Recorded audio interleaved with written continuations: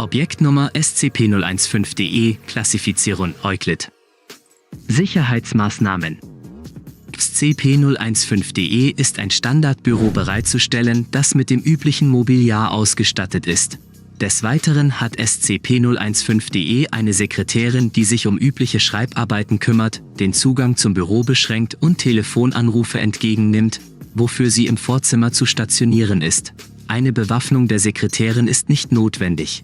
Die Überwachung von SCP-015-DEs Büro ist nicht gestattet, da dieses seine Arbeit nicht machen könnte. Einmal in der Woche wird SCP-015-DE in einer separaten Sanitäreinrichtung ein Schaumbad zur Verfügung gestellt, welches es sich mit Erlaubnis von O5 mit SCP teilen darf. Für die Arbeit mit SCP-015-DE hat es sich als am effektivsten erwiesen, wenn ausführliche Dokumentationen angelegt und auf einen professionellen Umgangston geachtet wird. Bezüglich des Umgangs mit SCP-015-DE wurden am 2000 besondere Verhaltensregeln aufgestellt, welche im Abschnitt Rechtliches aufgelistet sind. Beschreibung: SCP-015-DE ist die Nachbildung eines Exemplars der Familie der Anatidae-Enten. Die Körperfärbung entspricht der eines Hühnerkükens, gelb. Des Weiteren ist SCP-015-DE mit einer Brille, einem Stethoskop und einem Laborkittel über einem blauen Oberteil ausgestattet. Unhöfliche Wissenschaftler fanden auf der Unterseite die Inschrift Seifenpalast GmbH und Co. OHG. SCP-015-DE unterscheidet sich rein äußerlich nicht von anderen Exemplaren des Doktortypus von diesem Hersteller. SCP-015-DE hat sich als ein führender Wissenschaftler von Abteilung erwiesen, da es in regelmäßigen Abständen White Paper auf den Schreibtischen seiner Kollegen hinterlässt und die Eigenschaft hat, in einem wissenschaftlich fundierten Gespräch für ungeahnte mentale Durchbrüche zu sorgen, indem es aufmerksam zuhört. Zunächst ging man davon aus, dass es sich um einen gewöhnlichen psychologischen Effekt handelt und im Falle der Paper ein unbekannter Scherzkeks einen Streich gespielt hat. Allerdings hat sich in mehreren dezidierten Experimenten gezeigt, dass im Falle einer überzeugenden Inkorporation von Dr. Ente in einer realen Situation sich eine menschliche weibliche Gestalt manifestiert, welche allerdings nur beschränkten Einfluss auf die Welt hat. Bei einem qualitativ besonders authentisch wirkenden Versuch, bei dem Dr. D. ein Candlelight-Dinner mit SCP-015-DE verbrachte, schaffte es Dr. Ente erfolgreich, ein volles Glas Rotwein zu verzehren und mit Dr. D. Mund-zu-Mund-Kontakt zu initiieren, welcher hinterher mit „als würde man einen Flummi küssen“ beschrieben wurde. Eine weitere, besonders starke Manifestation ist im Protokoll Nummer 1728 La ausführlich dokumentiert.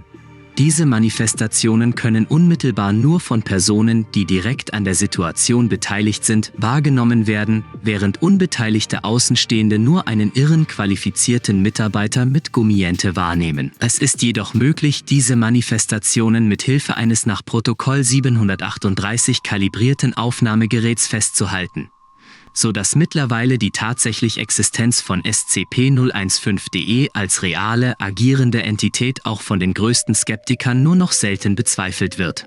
Rechtliches. Nachdem SCP-015-DE nun seit geraumer Zeit bei der Foundation tätig ist, hat unsere Rechtsabteilung einige Verhaltensregeln aufgestellt, da mehrmals Beschwerden eingegangen sind und SCP-015-DE die Drohung, ihren wissenschaftlichen Beitrag auf poetische Beschreibungen des Fußbodens zu reduzieren, tatsächlich wahrgemacht hat. In der Woche wurde der wissenschaftliche Output von Abteilung auf einen Bruchteil reduziert.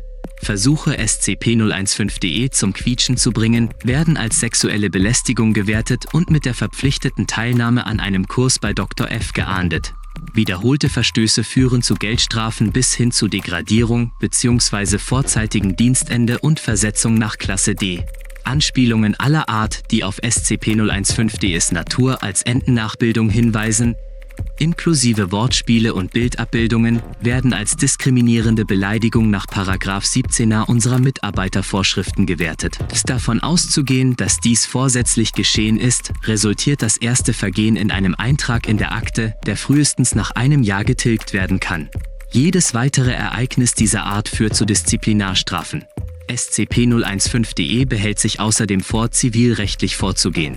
Mit dem Anhang an den Bericht zu scp015.de und dem vorgehenden öffentlichen Memo gelten diese Verhaltensregeln als verbindlich und führen hoffentlich dazu, dass die Belästigungen endlich eingestellt werden. Hinweis: Sprüche wie der eben sind genau das, was ihr unterlassen sollt. Ich lasse ihn als Mahnung stehen und füge hinzu, dass der Autor zur Strafe 2 Wochen lang suspendiert und als Putzkraft für SCP eingesetzt wurde. Gezeichnet Dr. G., Chef der Rechtsabteilung. Zusätzliche Dokumentationen. Protokoll Nummer 1728 La. Datei nicht gefunden. Auszüge aus den persönlichen Aufzeichnungen von Dr. Monika Müller. Wurde nicht stattgegeben aus dem Grund, es sei nicht relevant über zu reden.